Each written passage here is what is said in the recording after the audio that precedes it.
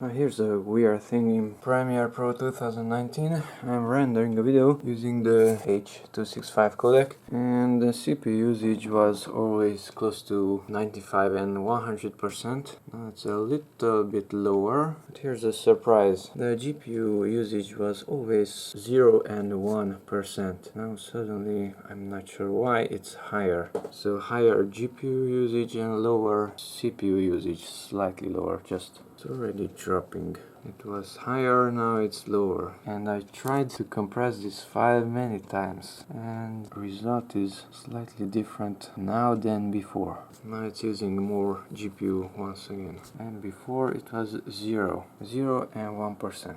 Oh, that's weird. Now the settings are a little bit different. I'm using the H.264 codec, and look at that GPU usage. So before it was 0% and 1%, now suddenly it's much higher. So it depends on what. Now it's using it, before it wasn't using it, tomorrow it will not use it again.